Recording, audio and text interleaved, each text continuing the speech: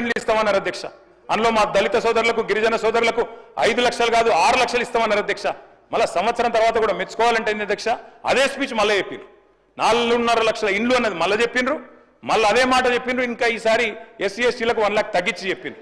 నేను deputy CM గారిని కోరుతా ఉన్నా అధ్యక్ష, 1 లక్ష ఏదైతే తగ్గించారో దయచేసి నేను డిప్యూటీ సీఎం గారిని అడుగుతా ఉన్నా, మీరు పెద్దలు మల్లికార్జున్ ఖార్గే గారిని ఇక్కడికి ఆహ్వానించి చేవెళ్ల ఎస్సీ ఎస్టీ డిక్లరేషన్లో భాగంగా మీరు చెప్పిందే అది, ఎస్సీ ఎస్టీలకు గృహ నిర్మాణానికి ఇందిరమ్మ ఇంటికి 1 లక్ష ఎక్కువ ఇస్తామని చెప్పారు. దయచేసి రీఅప్రోప్రియేట్ చేయండి.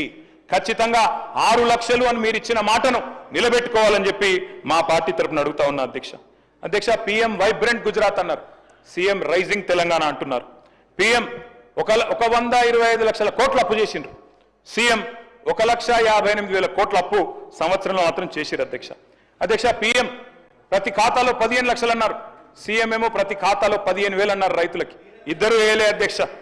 అధ్యక్ష ఈస్ట్మన్ కలర్ లో సినిమా మాత్రం బాగా చూపెట్టారు అధ్యక్ష. కానీ తెలంగాణ ప్రజలకు అటు కేంద్ర బడ్జెట్ తో ఇటు రాష్ట్ర బడ్జెట్ తో ఒరిగింది మాత్రం 0 అధ్యక్ష. అధ్యక్ష కేంద్రంతో సఖ్యత అన్నారు, సత్సంబంధాలు అన్నారు. మరి నేను అడుగుతా ఉన్నా అధ్యక్ష, ఈ సఖ్యతతో సత్సంబంధాలతో ఏం సాధించారో కూడా దయచేసి మీరు చెప్పండి, రాష్ట్ర ప్రజలకు వివరించండి అని చెప్పి కూడా నేను కోరుతా ఉన్నా అధ్యక్ష.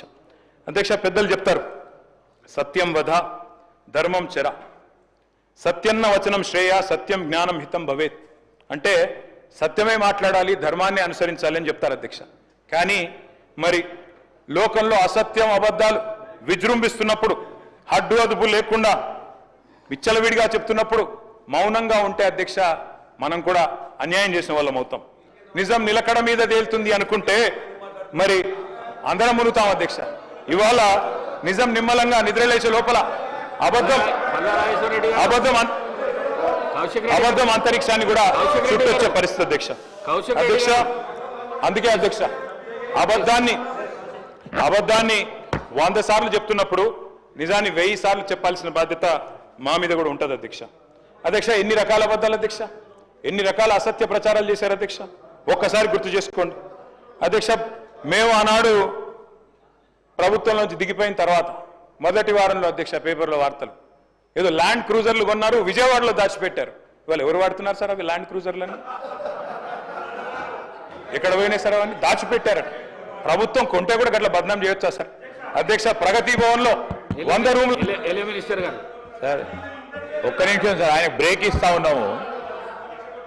మా ప్రభుత్వం వచ్చిన తర్వాత ల్యాండ్ క్రూజర్ కొనాలని కూడా ఆలోచన చేయలేదు అధ్యక్ష. కానీ వారు ల్యాండ్ క్రూజర్ రాబోయే 10-15 సంవత్సరాలు 20 సంవత్సరాలు మేమే ప్రభుత్వంలో ఉంటామని, మాకే ఈ ల్యాండ్ క్రూజర్లు ఉండాలని ఆలోచన చేసిన అధ్యక్ష. ప్రజలేం ఆలోచన చేసిండ్రు? ఈరోజు ఏ వాహనాలకు సంబంధించి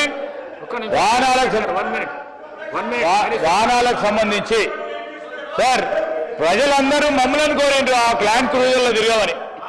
ప్రజలు కోరిన వరకే తిరుగుతా ఉన్నాం అధ్యక్ష. ఈరోజు ఏది చేసినా ప్రజలకు సంబంధించి వారు ఇచ్చిన తీర్పుతోనే మనం అందరం కూడా ఇక్కడ నడుస్తా ఉన్నాం.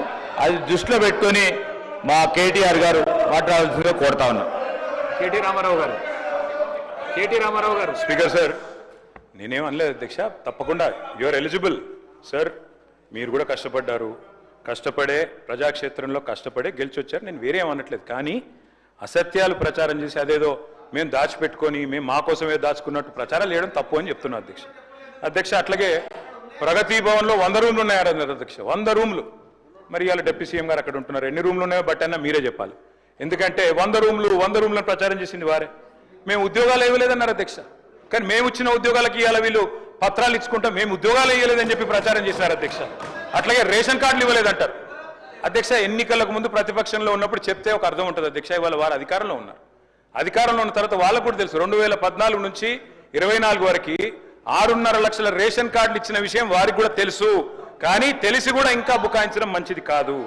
అన్నిటికీ మించి అధ్యక్ష బాధ ఎక్కడ అనిపిస్తుంది అంటే, అన్నిటికీ మించి రాష్ట్ర ఆర్థిక పరిస్థితి మీద, అప్పుల మీద మీరు చెప్తున్న అసత్యాలు ఏవైతున్నాయో దయచేసి ఇది మంచిది కాదు. దయచేసి రాష్ట్రాన్ని శపించడం మన ఎవరికి మంచిది కాదు అని చెప్పి పెద్దలకు నేను విజ్ఞప్తి చేస్తా ఉన్నాను.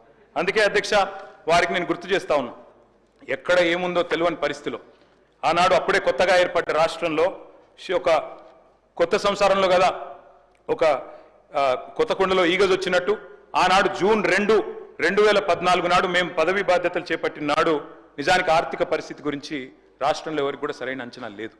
కానీ అలాంటి పరిస్థితుల్లో మరి 9.5 ఏళ్లు యావత్ దేశమే అబ్బురపడే విధంగా ఇవాళ ఒక నవనవోన్మేష తెలంగాణను తీర్చిదిద్ది భారతదేశంలోనే అగ్రభాగాన్ని నిలబెట్టింది ఖచ్చితంగా కేసీఆర్ గారి నాయకత్వం అనే మాట కుండబద్దలు కొట్టినట్టు ఒప్పుకోక తప్పదు అధ్యక్ష, చెప్పక తప్పదు అధ్యక్ష. 2023 డిసెంబర్ 3 నాడు కట్టిన ఇల్లు, పెట్టిన పొయ్యి, వడ్డిచ్చిన విస్తర్ లాంటి స్వయం పోషక సస్యశ్యామల స్వయం సమృద్ధి కలిగిన రాష్ట్రాన్ని మీ చేతుల్లో పెట్టినాం. అమోఘమైన ఆర్థిక సౌష్ఠవాన్ని సమకూర్చి చెప్తా తొందరపడక వినుండ్రి బ్రహ్మాండంగా అధ్యక్ష మరి సకల సౌకర్యాలతో అప్పజెప్పినాం అధ్యక్ష. నేను చెప్పేది ఏది కూడా నా కవిత్వం కాదు అధ్యక్ష, నేను I will give you exact reports. Speaker గారు మీ దగ్గర పెడతాను, మిత్రులు ఎవరికైనా ఇంట్రెస్ట్ ఉంటే ఆసక్తి ఉంటే చూసుకోవచ్చు అధ్యక్ష. 9.5 ఏళ్లు ఆనాడు రాష్ట్ర సంపదను పెంచి పేదలకు పంచి సంక్షేమాన్ని ప్రగతిని జోడుగుర్రాల మాదిరిగా రాష్ట్రాన్ని పరుగులు పెట్టించినాం అధ్యక్ష. 2 ముఖ్యమైన ఉపద్రవాలు, డిమానిటైజేషన్ పెద్ద నోట్ల రద్దు, అదేవిధంగా కరోనా. ఇవి జనరల్ గా ప్రభుత్వాలకు ఇట్లాంటి ఛాలెంజెస్ రావు, వచ్చినా కూడా వాటిని తట్టుకొని మరి బ్రహ్మాండంగా నడిపినాం అధ్యక్ష. ఇది నాది కాదు అధ్యక్ష, నేను చెప్పేది మరి నిన్నటికి నిన్న కేంద్ర ప్రభుత్వమే స్వయంగా చెప్పింది అధ్యక్ష. నేను చూపెడతాను అధ్యక్ష. ఎన్నిసార్లు చెప్పినా, ఎన్ని రకాలుగా చెప్పినా వీళ్ళ అర్ధసత్యాలు అసత్యాల ప్రచారం మాత్రం మానడం లేదు అధ్యక్ష. పోయిన సెషన్లో హరీష్ రావు గారు వివరంగా చెప్పారు, అప్పుల సంఖ్య ఎంత, అప్పుల పరిమాణం ఎంత అని వివరంగా చెప్పారు అధ్యక్ష. గత 10 ఏళ్లు బట్టన్న శ్రీధరన్న ఇద్దరు ఉన్నారు అధ్యక్ష ఇక్కడ.